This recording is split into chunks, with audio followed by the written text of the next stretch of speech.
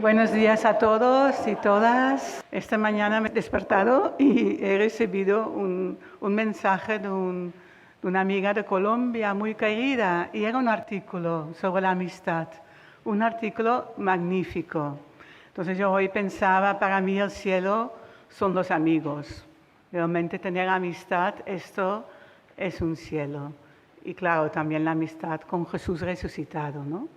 Pero vaya, os lo enviaré cuando dominaré la técnica con la secretaria para enviar a vuestros teléfonos que están en un Excel el artículo, que yo no lo sé hacer, el lunes o el martes lo recibiréis. Muy bonito este artículo. Pues nada, gracias a todos de estar de nuevo aquí. Hay algunas personas que no han podido venir ayer. Bienvenidos, bienvenidas. Ayer habló Cintu Busquet y habló desde la perspectiva interreligiosa, ¿no? Sobre la eternidad y la trascendencia. Habló brevemente del budismo, del islam, de la perspectiva cristiana, de las diferencias. Una frase que a mí me gusta mucho, que ha dicho, es que Dios ha humanizado y la humanidad ha encontrado su divinización, ¿no? Este encuentro con el trascendente pues hace que nosotros nos divinizamos y Dios se ha humanizado en Jesús, ¿no?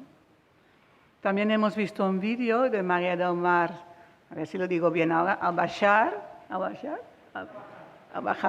bueno, es difícil este apellido, porque ella no podía venir, pero estaba de acuerdo de grabarnos un vídeo.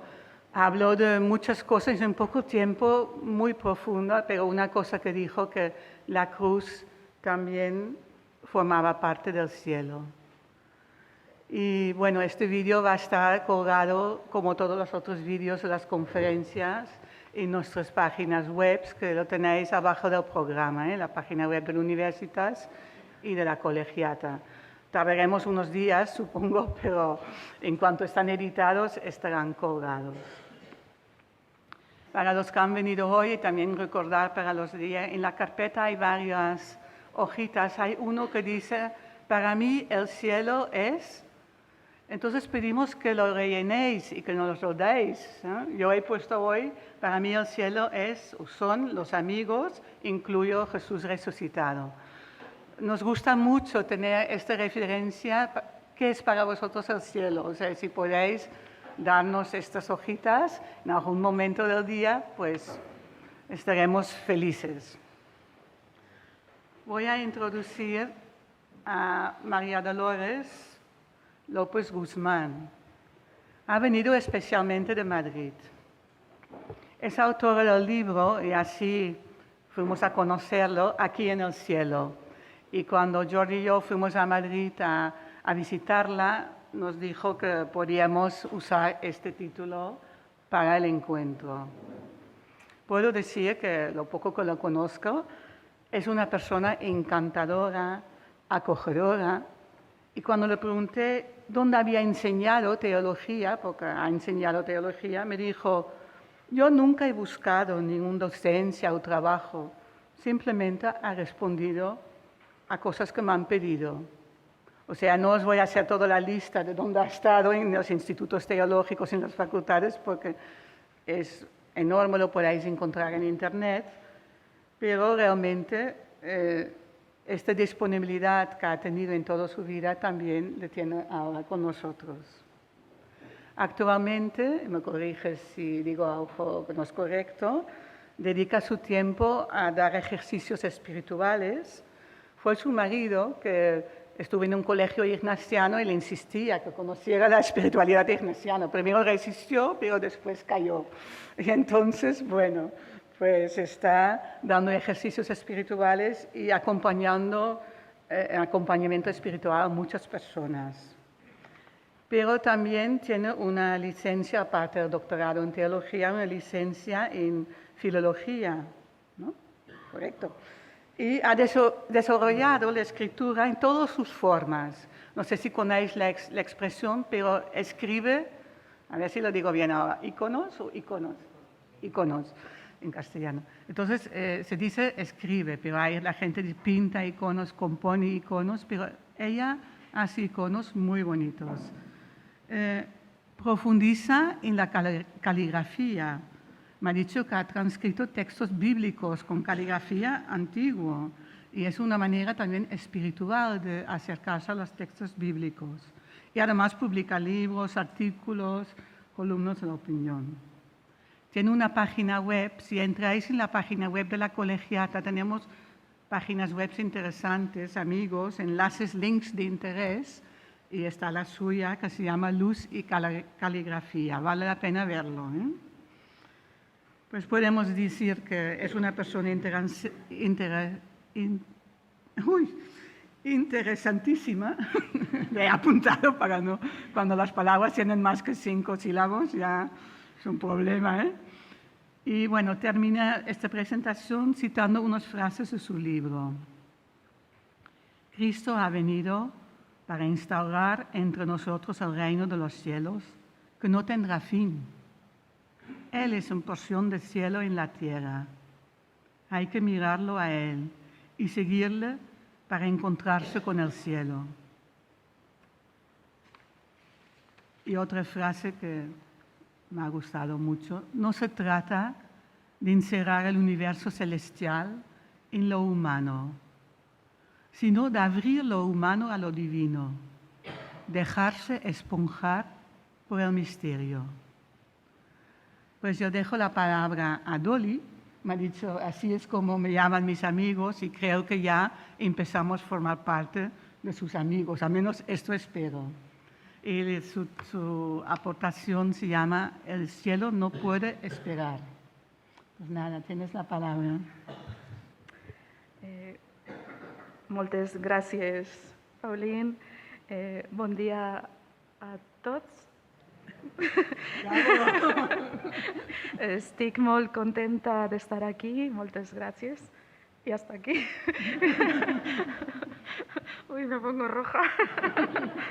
Me sube un sofoco. Me abruma un poco la presentación de Pauline y más salir conociéndoos un poquito, ¿no? Desde ayer, que sé que muchos de vosotros y vosotras habéis estudiado teología o tenéis tareas de servicio en la Iglesia y de tratar de hacer un mundo mejor para todos, los que estáis aquí. Con lo cual, sinceramente y de corazón, creo que mis palabras simplemente son una reflexión personal. Es verdad que también estudié teología y la escatología siempre se estudiaba un poco así al final porque no está de moda o no estaba de moda en los tiempos años 80, 90, ¿no? Que estudié. Y entonces, de lo poco que estudié, sí que nació una necesidad personal de dar mayor espacio a poder hablar de lo que se conocía como las realidades últimas, ¿no? Que me parece que no se puede o no se debe, no sé qué palabra utilizar, vivir la fe sin tener incorporado o incorporadas estas realidades. Creo sinceramente de corazón, porque claro, por situarlo un poco cronológicamente, y ya os digo, en el fondo os voy a compartir reflexión personal a partir de lo estudiado y lo vivido, porque me parecía imposible desarrollar y hacer crecer la fe o mi fe personal sin tener este componente que me parece esencial de nuestra fe y algo que forma parte de la buena noticia de lo que podemos compartir con otros, ¿no? Y dar alegría y consuelo a otros. Y años 80, pues es todo la época un poco posconciliar. Bueno, yo soy del 65, o sea que soy hija del concilio, pero años 80, todo el compromiso social fortísimo, ¿no? Un poco funcionamos siempre con el péndulo, ¿no? Cuando se hablaba del cielo y del infierno como una dimensión un poco escapista, ¿no? Eso es una realidad que está después. Y luego el péndulo vino en otra dirección de, como de eso muchos decían o dicen que no se puede hablar, pues no se menciona, ¿no? Y entonces hablamos del compromiso, de estar con los pobres, de estar con la gente, porque de eso sí podemos hablar, ¿no? Y en mi itinerario espiritual me pareció, o me parece, me sigue pareciendo, que si no incorporamos esta dimensión de la vida eterna, del más allá, del cielo, de la trascendencia, estamos ofreciendo una fe muy reduccionista, ¿no? Que se queda muy en la materia y solo en lo material, que es muy importante y necesario, pero que al final asfixia. O yo he sentido asfixia, ¿no? Es decir, te encuentras con la enfermedad, te encuentras con la muerte, te encuentras con situaciones que no puedes solucionar y que nadie te va a solucionar, te encuentras con los límites. Entonces, hay una experiencia de asfixia que una fe que se reduce solo a ayudar a los otros no da suficiente respuesta, ¿no? Y eso, por una parte, a nivel personal. Y por otra parte, yo decía, ¿y qué hacemos con tantos y tantos textos, especialmente, por ejemplo, el corpus joánico, donde Jesucristo continuamente dice, he venido para dar vida y vida eterna? Digo, si Jesucristo ha venido para dar vida y vida eterna, ¿cómo podemos cercenar o cortar una dimensión que el propio Jesús, de la que el propio Jesús hablaba como algo esencial de la buena noticia que venía a traernos, ¿no? Entonces, me parece urgente incorporar en nuestra palabra y en nuestro modo de vivir, ¿no? Porque tiene que ir unido, el que se perciba mejor que vivimos en una realidad y en una vida que tiene dimensión eterna, ¿no? Y eso por un lado. Y por otro lado, cuando la gente te dice, ¿no? Y yo todavía en algunas homilías he escuchado a sacerdotes, igual que cuando llega la Trinidad y dicen, bueno, de esto no podemos decir nada porque es un misterio o poca cosa, pues también del cielo no podemos decir nada más que tendremos vida plena y tal, pero no podemos decir nada. Quienes conocen la vida eterna son los que nos preceden y porque han fallecido, han muerto, y son los que la conocen y no vuelven para contárnoslo. Entonces no podemos decir nada. Y yo personalmente dije, no es verdad. Podemos decir muchas cosas, porque ha habido alguien con mayúscula, que es Jesucristo en persona, que es un trozo de cielo, ¿no? El pan bajado del cielo en la tierra, que con su modo de ser, con su vida, con sus obras, nos dice muchas cosas donde podríamos dibujar y pintar. Aquí hay alguien que es pintor, ¿no? Podemos pintar y dibujar, hacer un retrato robot de cómo es el cielo. Y podemos decir cosas preciosas que sirven de aliento, de consuelo, de ánimo, de esperanza, de lo que nos espera y aguarda, pero no solo eso, sino de cosas que aquí tienen ya el sello de la eternidad. Y por lo tanto, podemos invertir muchas energías y mucho tiempo en ellas, porque esas van a perdurar para siempre. Es decir, esas sí que no tienen fin. Y entonces cuando vayamos al cielo definitivo, a la realidad definitiva, cuando traspasemos el umbral de esta parte de la vida, esta parte es una parte de nuestra vida, pero luego hay una segunda parte, estoy segura, no sé si voy a ser un poco atrevida, pero estoy segura de que quien nos abra la puerta, quien nos reciba, lo reconoceremos y miraremos esa realidad y diremos, esto me suena, algo de esto ya he vivido yo. Entonces, ¿cuál es la diferencia? La diferencia es el cómo, es decir, podemos poner algunas palabras, pero no sabemos el cómo. Y lo que se nos escapa totalmente es la dimensión de la infinitud, porque ahora vivimos rodeados o rodeadas de limitación, ¿no? De lo limitado. Pero en la segunda parte de nuestra vida, pues no habrá límite. Y ese concepto de infinitud y lo ilimitado lo olemos, lo percibimos, pero no lo captamos del todo, ¿no? Porque aquí somos y experimentamos fundamentalmente, que no en exclusiva o no solo, la finitud y la limitación. Entonces, el cómo. y el concepto, la dimensión de plenitud es lo que se nos escapa. Pero el contenido del cielo, sí que podemos decir algunas cosas, estoy convencida, ¿no? No sé si se me escapará alguna herejía, pero esas las corregís y las quitáis y no hay problema. De alguna forma, yo mirando un poco la historia de la humanidad, el ser humano ya sabemos que desde los orígenes ha tenido conciencia como humanidad de que había algo más, había una realidad o existe una realidad a la que nuestros ojos carnales o corporales no alcanzan a ver, pero intuyen, ¿no? Lo que pasa es que tenemos la manía, la mala costumbre humana, de pensar que aquello que nuestros ojos no ven no existe, nuestros ojos corporales. Pero también tenemos muchas pruebas demostrables de que aquello a lo que nuestros sentidos corporales no llegan sí que existe, ¿no? Compartía esta mañana con Asunta, que me ha acogido en la casa, que por ejemplo, ¿no? Ahora que ha hablado Pauline de la amistad, ¿no? ¿Cuántas relaciones personales vivimos donde hay una distancia física brutal que no podemos traspasar todos los días y que sin embargo hay un vínculo irrompible y sabemos que la otra persona está presente en nuestra vida, aunque no la podamos tocar, aunque no la podamos abrazar, aunque no la podamos etcétera, ¿no? Y otras personas que físicamente están más cerca y las podemos ver, sin embargo, esa unión no es tan fuerte, ¿no? Por lo tanto, hay muchos signos vitales que sí que nos hablan de que tenemos que tener cuidado con cómo percibimos la realidad, cómo la contemplamos, no sea que nos dejemos engañar por lo únicamente inmediato.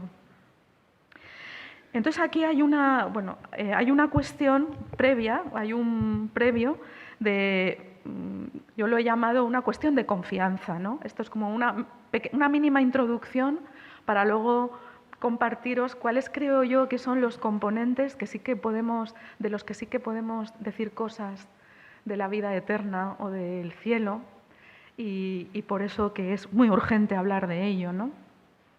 Claro, porque porque he dicho el cielo no puede esperar, porque si ya podemos hacerlo vida aquí, mejor vivirlo cuanto antes, ¿no? Cuanto antes.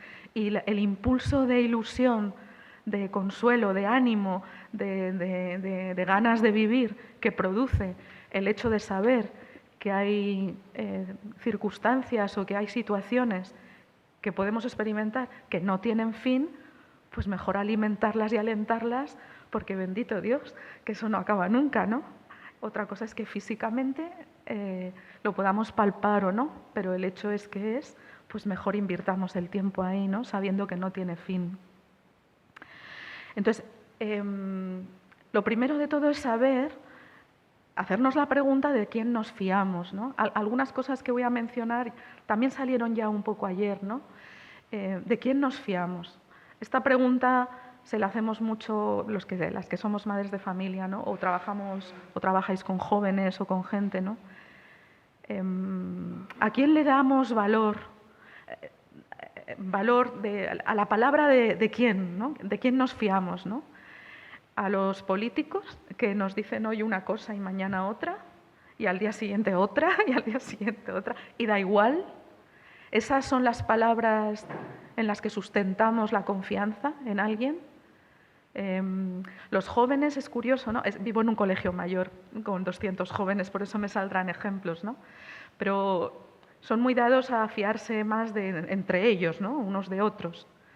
Pero la palabra de los jóvenes a veces pues, es muy cambiante, ¿no? Y yo a veces les digo, les invito, ¿no? A decir, ¿de verdad te fías y piensas que la palabra de ese amigo, que es muy amigo, es suficientemente fiable como para sustentar tu vida en esa palabra, en esa persona?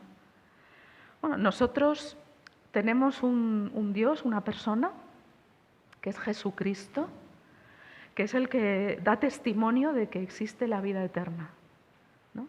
Entonces, el tema de la vida eterna toca de raíz la fe. Ya sabemos que las grandes tentaciones, existen las tentacioncillas, ¿no? Como en la vida cotidiana, como por ejemplo cuando una está a dieta y vas paseando y ves una pastelería, te detienes ahí en el escaparate y no deberías detenerte, pero es que empiezas a ver unos bollos de colores y estás ahí que si caigo, que si no caigo, y caes y ya dices, he caído en la tentación. Bueno, esas son tentacioncillas con las que hay que convivir. Las tentaciones fuertes, las de Jesucristo cuando estuvo en el desierto, siempre atentan contra las tres grandes virtudes, ¿no? La fe, la esperanza y la caridad. Y el tema de la vida, lo digo para tomar conciencia de que cuando empezamos con las dudas sobre si existe o no existe, o como no se puede nada decir, lo arrinconamos, está ahí el mal espíritu, perdonadme el lenguaje un poco ignaciano, que mi entorno es muy jesuítico, el mal espíritu está atacando, atentando contra la fe, ¿no? Contra la fe. Pero este es un tema que si nuestra fe está enraizada, si alentamos y cultivamos la fe, luego todo es una cadencia que yo creo que es suficientemente, la palabra no es fácil, pero que cae por su propio peso. Es como que se ve, aunque sea difícil de vivir, ¿no? Porque la fe siempre está amenazada, ¿no? La fe. Pero tenemos una persona que decimos o queremos o deseamos que sea el centro de nuestra vida, que es Jesucristo. Y su palabra se supone o deseamos y queremos que sea la central y donde podemos apoyar y hacerla que nuestra vida esté sustentada en esa palabra. Y Jesucristo da testimonio, o sea, Él es testigo de la vida eterna, ¿no? Él es el que ha estado allí y ha venido y nos habla del Padre. Y nos habla y nos dice y actúa conociendo esa realidad. Y claro, entonces la pregunta es, ¿qué grado de credibilidad damos a Jesucristo y a su palabra y a su testimonio? Es decir, cuando hablamos de testigos, siempre pensamos en general en nosotros, ¿no? Como testigos de Jesucristo. Pero pocas veces nos detenemos en pensar que Jesucristo es testigo del Padre y de la vida eterna.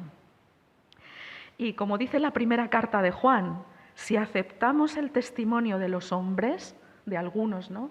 Yo me fío y me he fiado mucho de mis padres, porque han sido unas personas honestas y honradas, y su palabra para mí ha tenido y tiene mucho peso y mucho valor. Me fío de mi marido porque le conozco, me fío de mis amigos. O sea, hay personas de las que me fío porque su palabra tiene mucho valor. Pero por encima de todas ellas está la palabra de Jesucristo, que es Dios hecho carne y que conoce de primera mano la vida eterna, porque Él forma parte de ella, además, y conoce al Padre, ¿no? Este es si aceptamos el testimonio de los hombres, mayor es el testimonio de Dios. Primera carta de Juan. Y este es el testimonio que Dios nos ha dado, vida eterna, que es en su Hijo. Primera carta de Juan. Este es el testimonio que Dios nos ha dado, vida eterna en su Hijo. Así que es el mismo Dios el testigo de la vida eterna. Y es muy bonito porque los que hemos estudiado lo de un poco de teología, ¿os acordáis que con el tema de que existen los 4 evangelios, uno de los signos de veracidad que se nos enseñaba era lo del testimonio múltiple, ¿no? ¿Os acordáis, no? Si esto lo dice este evangelista y esto también, y coinciden, 3 fuentes distintas, pues hay un testimonio múltiple, pues hay signos de veracidad y de que eso se acerca más a lo que Jesucristo dijo, porque viene de distintos lugares, ¿no? Es como, por ejemplo, ¿no? Hace 2 meses falleció mi padre y ahora nos juntamos mis hermanas, que somos 3, y empezamos a hacer memoria de cosas que hemos vivido. Entonces, hay cosas diferentes, porque yo he vivido unas cosas, mi otra hermana, y hay otras en las que coincidimos y decimos esto. Es muy verdadero, ¿no? Porque coincidimos las 3 de que mi padre era así, ¿no? No es una percepción personal. Bueno, pues hay un testimonio. La ventaja de tener un Dios Trinidad es que tenemos testimonio múltiple, porque las tres personas nos dan un respaldo a lo de la vida eterna. Entonces tenemos a un Padre, a Dios Padre y Madre, que respalda al Hijo, ¿no? He aquí mi Hijo amado en quien me complazco, haced lo que Él os diga.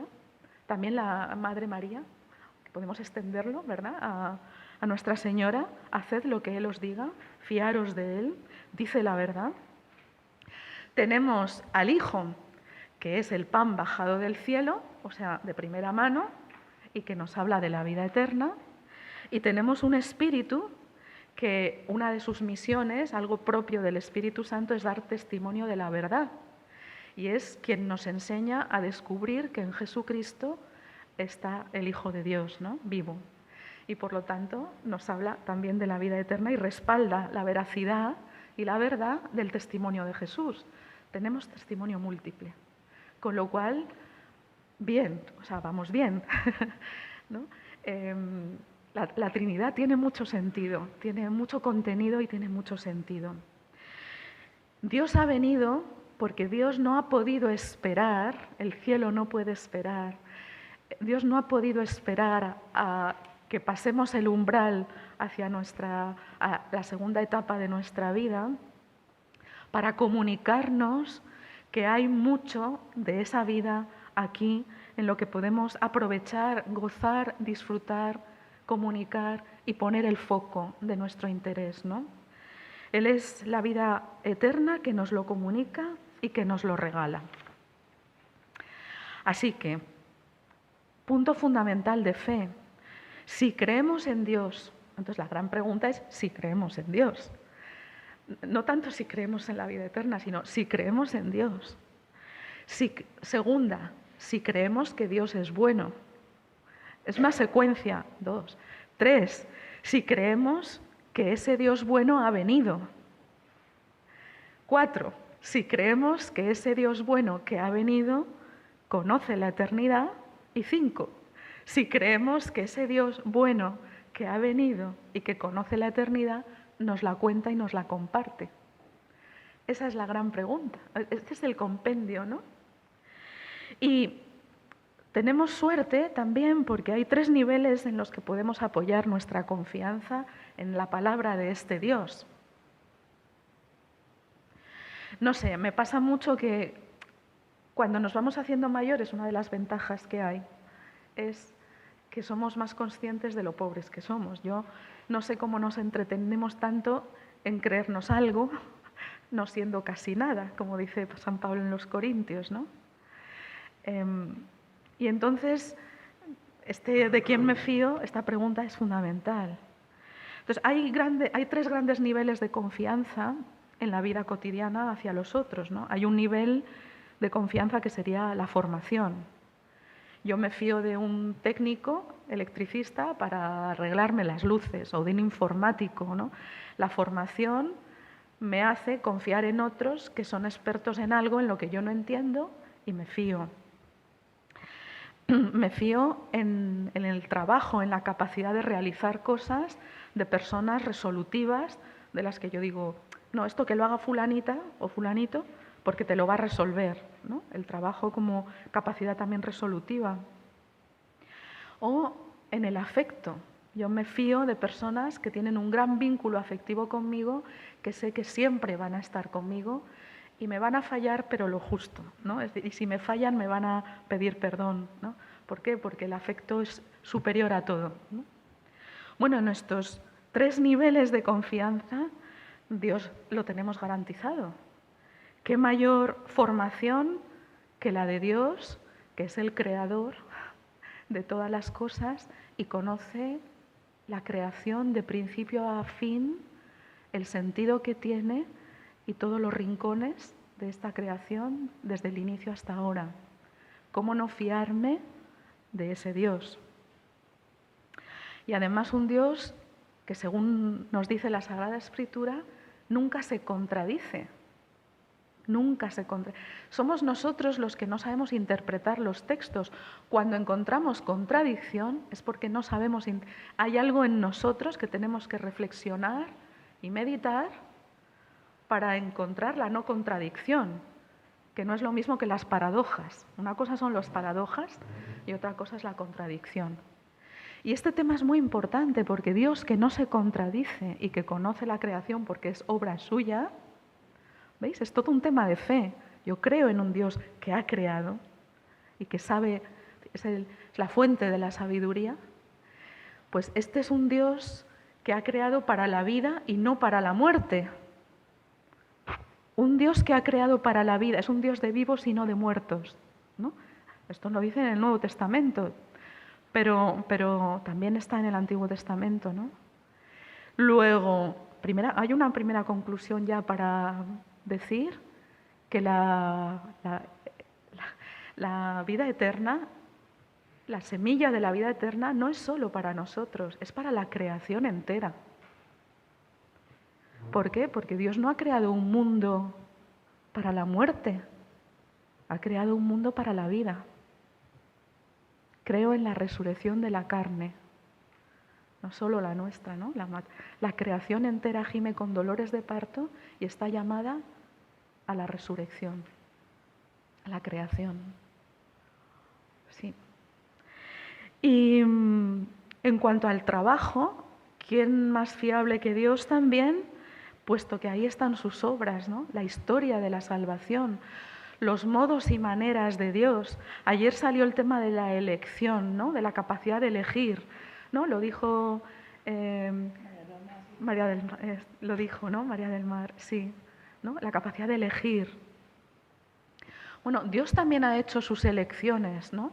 Dios eligió a María y no eligió a otro tipo de mujer, ¿no? Dios tiene el corazón inclinado hacia los más débiles, más inclinado que hacia otras realidades o otro tipo de vidas, ¿no?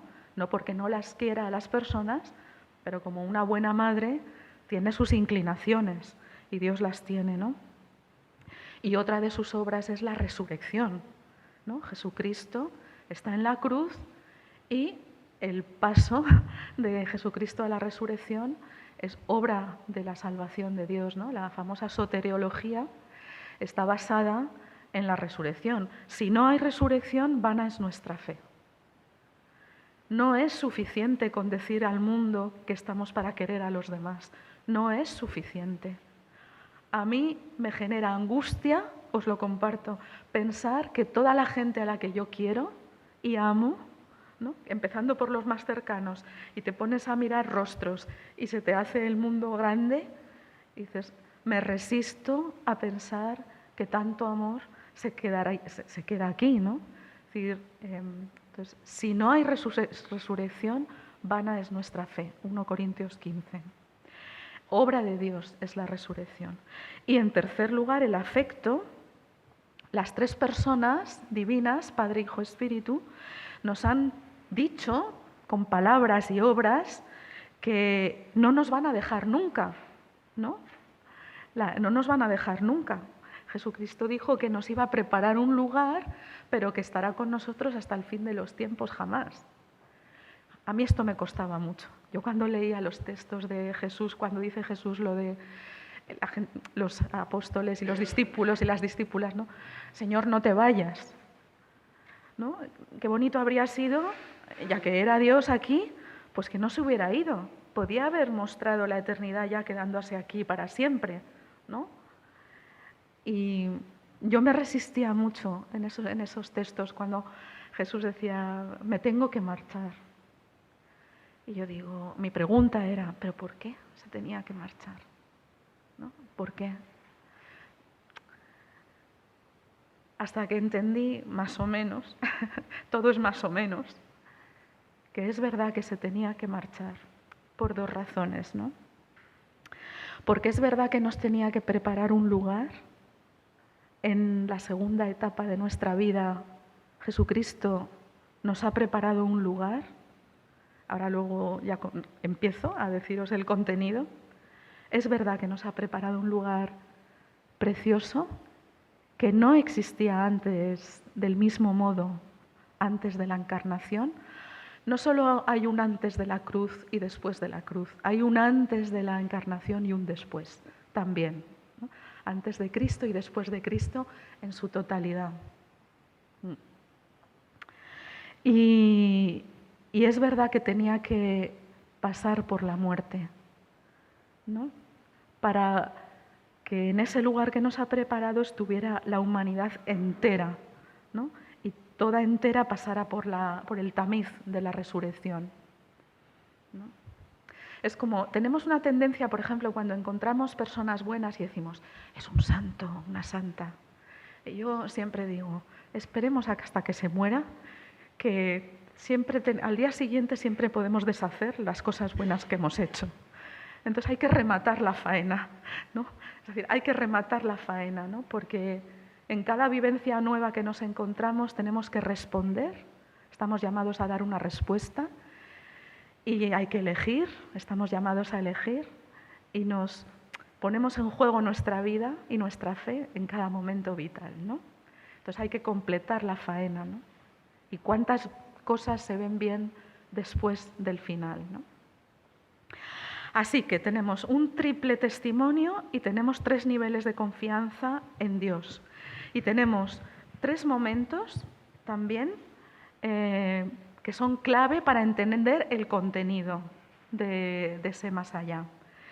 El primer acontecimiento de entenderlo ya lo he como iniciado, sería la encarnación. Porque la encarnación nos va a poner sobre la mesa no solo el hecho de que el Hijo sea, voy a utilizar símbolos, ¿no? Porque si no, lenguaje analógico, como desgajado, ¿no? De la Trinidad para meterse, introducirse en nuestro mundo desde abajo, siempre desde abajo. Y entonces ahí, ¿no? Si tenemos el símbolo de la Trinidad, ¿no? Los 3 círculos, pues el Hijo ya en el círculo estaba aquí abajo, ¿no? Yo cuando pinto los 3 círculos, al Hijo le pongo aquí abajo.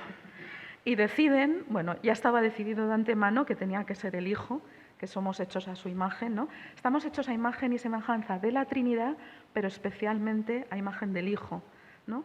Es como el Padre, que es el creador, ¿no?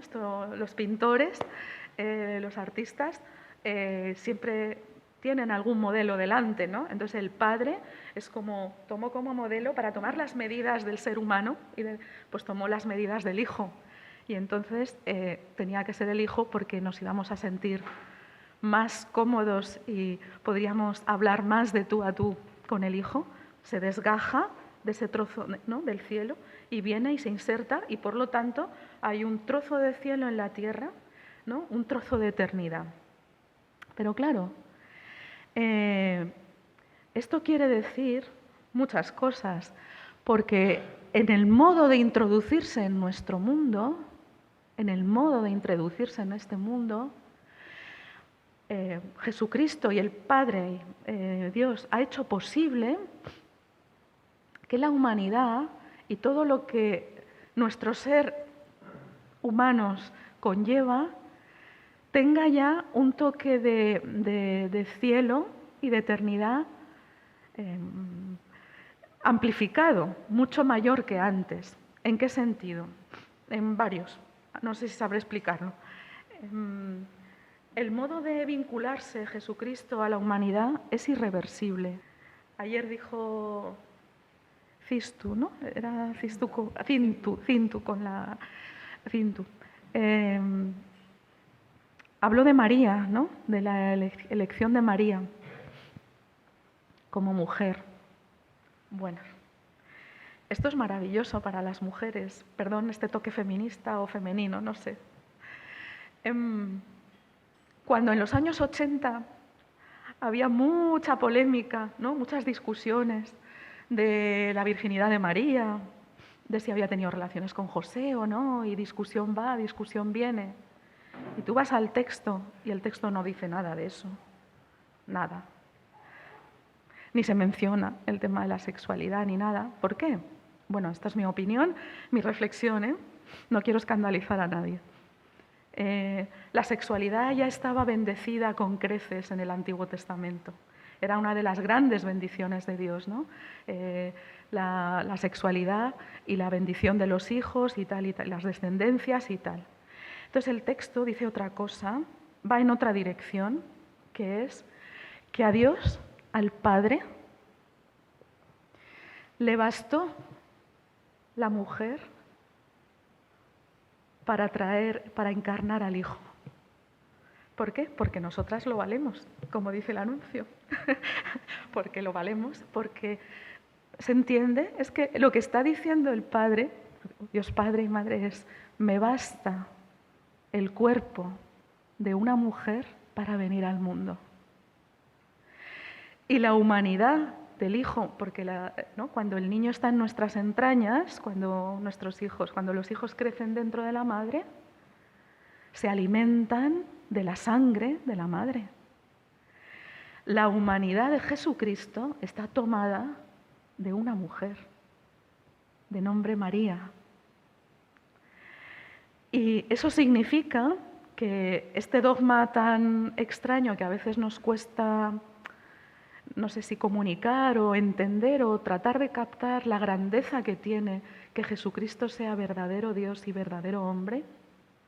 No sé cómo me estoy metiendo en estos líos, pero significa que en la persona de Jesucristo, la humanidad en su más pura carnalidad, somos la religión más carnal de todas las que existen y más material. Lo hemos hecho fatal, lo hemos comunicado muy mal, pero es así. Digo, es que solo hay que verlo, ¿no? Solo hay que mirarlo.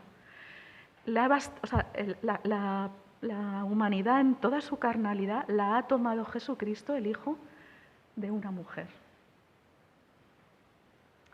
Y la humanidad y la divinidad que le viene del Padre y del Hijo y de la Padre y Madre, Dios Padre y Madre, se han unido para siempre de forma indisoluble, irrompible e irreversible en Jesucristo. Y por eso, o sea, el tema de la encarnación es brutal. Por eso quiere decir que cuando Jesucristo pasa el umbral, ¿no? La puerta esta es la puerta, el umbral de la muerte física terrenal, y resucita, abre un hueco en la Trinidad, nos abre un lugar, abre un hueco en la Trinidad, y donde está Él, está también la humanidad. ¿Por qué? Porque se llevó consigo su ser humano también, porque es una sola persona, no son dos partes, es uno, profundamente y totalmente humano, de una mujer y totalmente divino.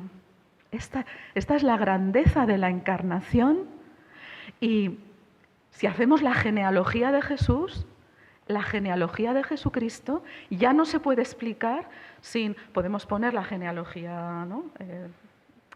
Del Padre, ¿no? El Padre, Madre y el Espíritu, ¿no? La parte divina, pero por otra parte tiene una genealogía humana. De ahí lo importante de las genealogías de Mateo y Lucas, ¿no?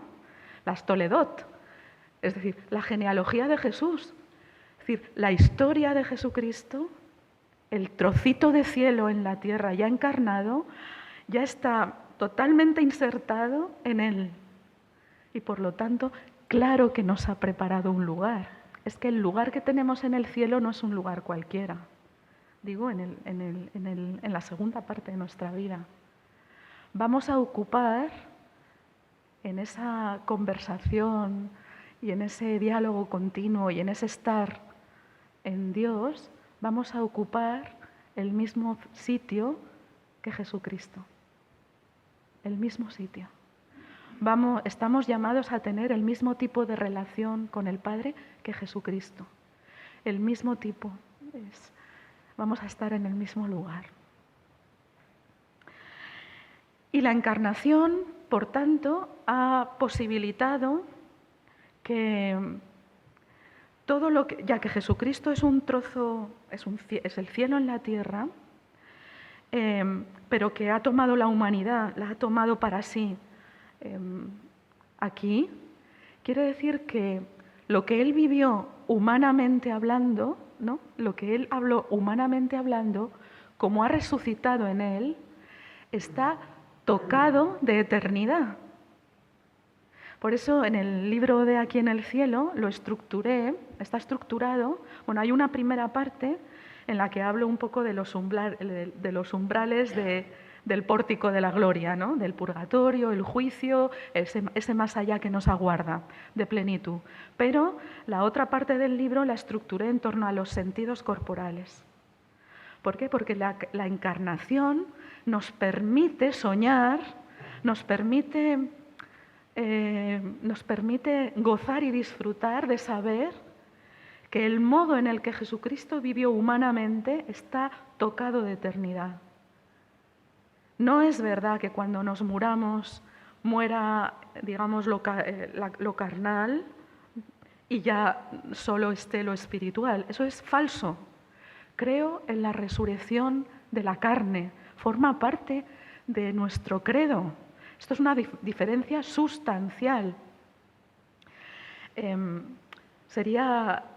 Permanecemos, somos espíritus encarnados y carne espiritual.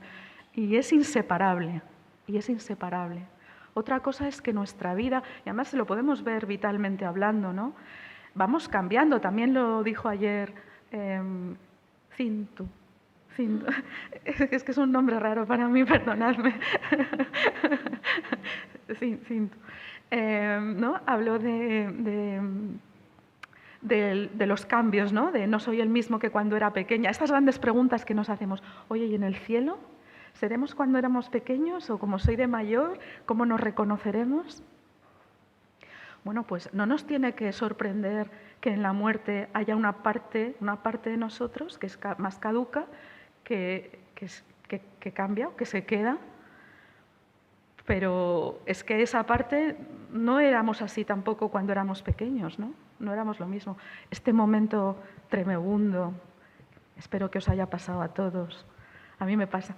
Estas reuniones que cuando nos vamos haciendo mayores, oye, nos vamos a reunir la promoción de que salimos del colegio en los años no sé cuántas. Y yo en casa digo, mi madre, ya sé lo que me va a pasar. Que, ¿no? Lo típico de que te ven venir, ¿y tú quién eres? Y yo, sí, hombre, yo digo, sí, digo, ya las canas y tal. Uf, ¿cuánto has cambiado? Y yo, ya, sí, me sentaba allí al fondo. Ah, sí, madre. ¿No? Y no te reconocen, ¿no? No te reconocen. Digo, sí, soy yo, ¿no? Pues eso le pasó al Señor también cuando resucitó, que no le reconocemos, pero es el mismo. Y tú dices, sí, es el mismo. Porque hay una cosa que no perderemos nunca.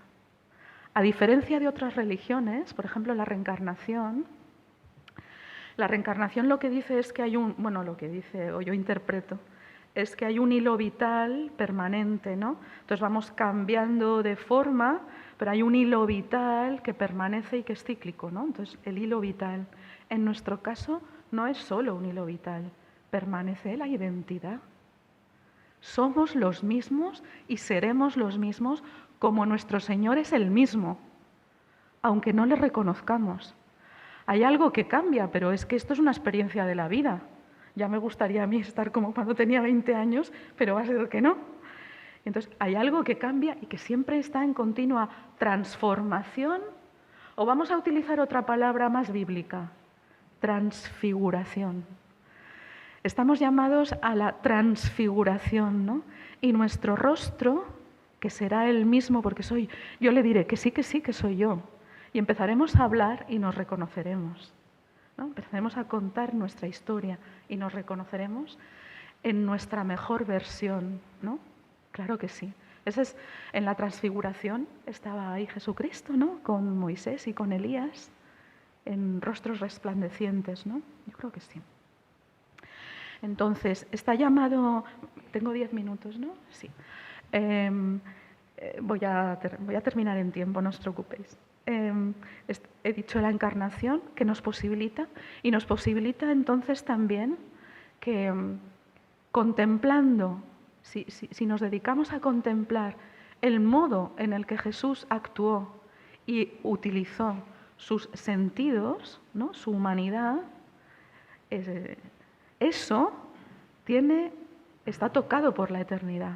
La forma de lo que cómo Jesús miraba al otro, mirar con cariño a otros, eso tiene dimensión eterna. Eso no acaba nunca. Lo que hemos mirado con cariño, seguiremos teniéndolo después. las miradas de cariño que hemos recibido, esas quedan también eternamente.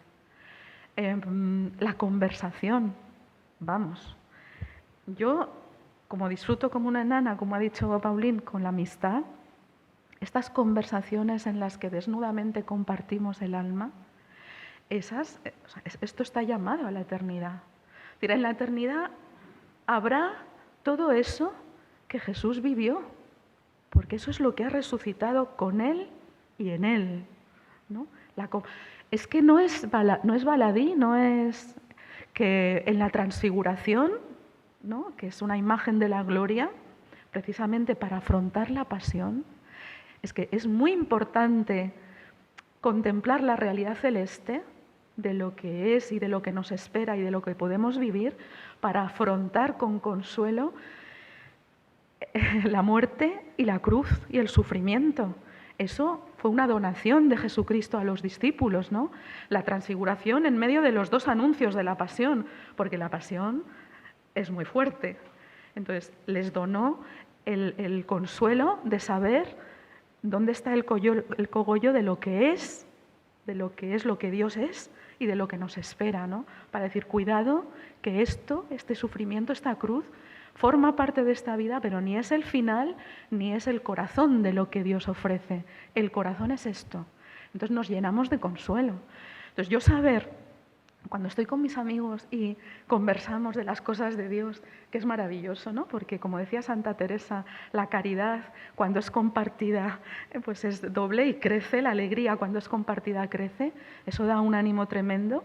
Entonces cuando conversas y siempre te tienes que ir, porque aquí en esta parte de la vida todo es limitado, yo siempre cuando me despido de mis amigos digo, ay, menos mal que tenemos la eternidad, porque tenemos conversación para rato. Entonces, si yo me pongo a pensar que me voy a encontrar con los apóstoles o con mis santos favoritos, ¿no?, con Teresa de Lisieux, es que para mí es una alegría pensar en que vamos a tener espacios de diálogo y de conversación eternamente, porque el Señor en la transfiguración estaba conversando con Moisés y Elías. Lo que estaban ahí hablando entre ellos no lo sé, pero que estaban conversando, sí, eso lo dice el texto, ¿no? Y habrá silencio, habrá conversación, habrá banquete, ¿no?, porque eso es la Eucaristía. Habrá amistad, porque hay dos formas de relacionarnos, humanamente hablando, que están llamadas a la eternidad, que son las que privilegió Jesucristo, que son la fraternidad y que son la amistad. Vosotros sois mis amigos, ¿no? No sois siervos, sois amigos. Esas eran las dos formas prevalentes de relación, por eso la amistad también llena tanto, ¿no? Porque tiene toque de eternidad. Es decir, eso está llamado a ser eterno, ¿no? Y los otros dos momentos que nos hablan de eternidad, ¿no?, he dicho la encarnación, que nos dice todo eso que ha tocado Jesucristo, lo que ha olido. A mí me encanta ir, es que me encanta, yo creo que las mujeres somos, porque la corporalidad en nuestro caso es algo muy presente vitalmente hablando, ¿no?, aunque solo sea por los ciclos menstruales o biológicos que vivimos, o en mi caso la maternidad biológica, la corporalidad forma parte de nuestra forma de entendernos en el mundo y de vivir. Y yo, el tema del olfato, por ejemplo, que me encanta, ¿no? Yo digo, nuestro Señor olió el aroma del tomillo, el olor de la miel, los ejemplos que Él ponía, ¿no? Esos olores están llamados a ser eternos. Esa parte de lo creado que Él olió hizo suya, está llamada a ser eterno. Por eso, cuando traspasemos el umbral de la muerte y alguien nos reciba, estoy convencida de que tanto el olor, lo que veamos, lo que toquemos, lo que gustemos, habrá algo que reconozcamos, ¿no? Nos sentiremos bien porque diremos, y esto me suena. Y la cruz es la puerta. Yo soy el camino, la luz, yo soy el camino, la verdad y la vida. Yo soy la puerta, ¿no? Jesús va abriendo un camino con su cuerpo hasta la cruz, ¿no? Y Jesús abre con su cuerpo, yo tengo mucha devoción al cuerpo, a la corporalidad, al cuerpo de Jesús, porque es el que hizo el paso, ¿no? La carta de eternidad es a través del cuerpo de Jesucristo, ¿no? De su cuerpo. Creo en la resurrección de la carne, lo creo firmemente, ¿no? Hay un libro de escatología de Ratzinger, ¿no? De Benedicto XVI, en el que habla muy claramente de la materia, también está destinada a la resurrección, ¿no? Hay algo de la materia en dolores de parto, pero también. Y por último, en cuanto a las situaciones de Jesús, respecto a Jesucristo, que ya también anunció ayer, es la Eucaristía, ¿no? El alimento que nos hace creer, que hace que la eternidad plenamente en Dios siga estando presente en este mundo, ¿no? El vínculo absoluto entre el cielo y la tierra, el cuerpo de Cristo. El cuerpo de Cristo sigue presente ahora aquí. El cuerpo de Cristo sigue presente aquí en la Eucaristía, ¿no? El alimento que nos hace crecer en compromiso para que transparentemos y extendamos el cielo en la tierra, ¿no? Que nos habla de comunión y de fraternidad. Claro, si estamos en comunión con ese cuerpo, ya en este mundo hay una parte de nosotros que está en el cielo. Y cuando se muere alguien con quien hemos tenido un vínculo especial, ¿no? Nuestros padres, amigos y tal, o sea, con todos, pero digo, lo encarnamos y lo podemos vivir de forma más radical cuando hemos tenido un afecto muy fuerte con alguien, porque cuando esa persona ha muerto y ha pasado el umbral, hay algo de nosotros que muere y resucita con esa persona. Porque las personas nos comprendemos en relación con los otros. Yo soy madre, si un hijo mío muriera, hay parte de mí que ya ha muerto y resucitado con un hijo. Esto es así claramente, ¿no? Es decir, hay una identidad propia, pero en relación siempre. Entonces hay una parte de mí que está resucitada con él, con ellos, ¿no? Para resumir, en este contenido que nos alumbran la encarnación, la cruz y la Eucaristía, ¿no? Los sentidos, ¿cuáles serían como los... he puesto 3, pero creo que son 4. Me parece que luego lo escribí por ahí. Bueno, como soy muy desordenada, da igual lo que... sí, la identidad he dicho. Vale. Los 3 grandes rasgos a los que yo creo que no deberíamos renunciar nunca, porque el cielo está hecho de eso y no de otra cosa. El primer rasgo del cielo es la pobreza. Yo cuento siempre esta anécdota, pobrecito, menos mal que no digo el nombre, pero cuando yo estudiaba teología tenía un compañero religioso y sacerdote majísimo, que vive con los pobres y es maravilloso, que siempre me decía cuando tenía a veces dificultades con la castidad, ¿no? Me decía, ay, Doli, qué mala etapa. Dice, menos mal que cuando vaya al cielo me voy a pegar un festín. Y yo le decía, digo, me temo que no, que no va a ser así. Y que los votos de castidad, pobreza, obediencia, ¿no? Los votos de los consejos, tienen un toque de eternidad. Digo, y no están hechos solo para vivir aquí y hacernos o haceros más libres para querer mejor a otros, sino que tienen un sentido profundo de lo eterno. Y lo creo profundamente, ¿no? Por ejemplo, ¿no? Entonces, el contenido del cielo cristiano es muy diferente del contenido de otras religiones. Pensemos en los vikingos, por ejemplo, ¿no? El Valhalla, ¿no? ¿Se dice Valhalla? Sí, no me acuerdo. Que, ¿no? Soñaban con las valquirias y con no sé qué cosas, ¿no? Los egipcios que, ¿no? Se enterraban con posesiones porque pensaban que se lo iban a llevar todo para allá. El unirse en el todo, en el fundirse con el todo. No. Nuestra fe tiene un contenido muy concreto.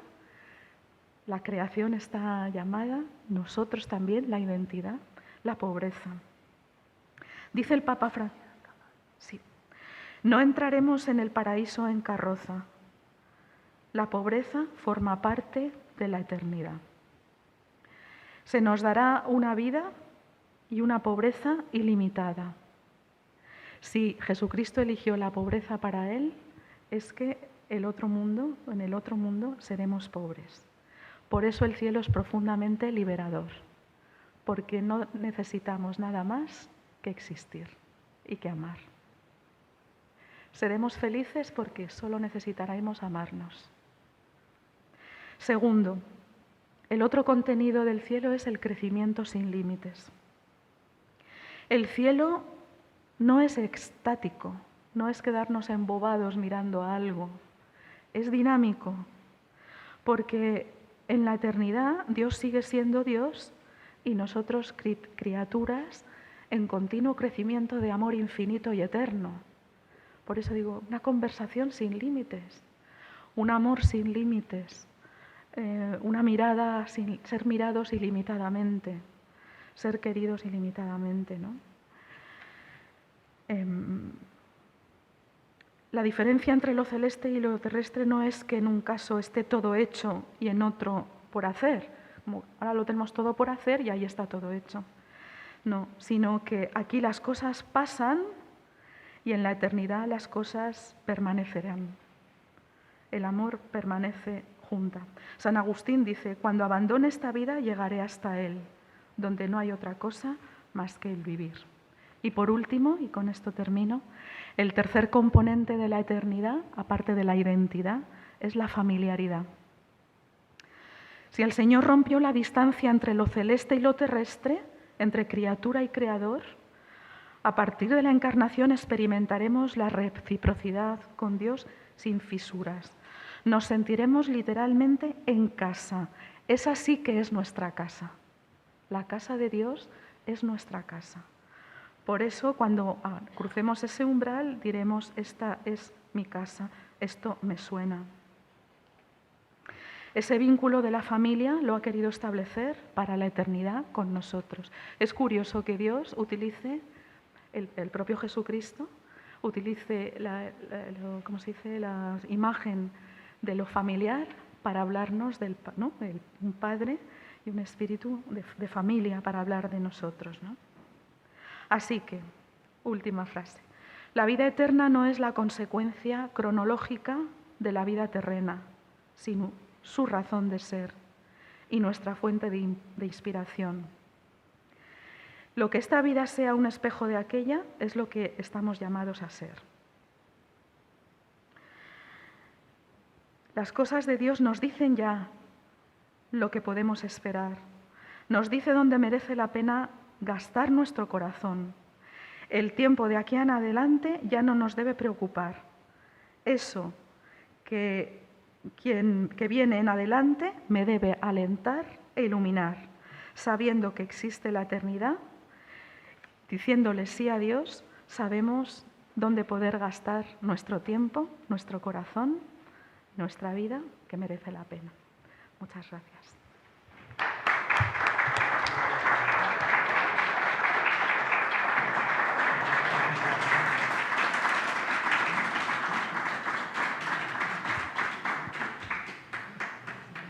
Muchas gracias, María Dolores. Después tenemos todavía oportunidad de dialogar con ella en la mesa redonda.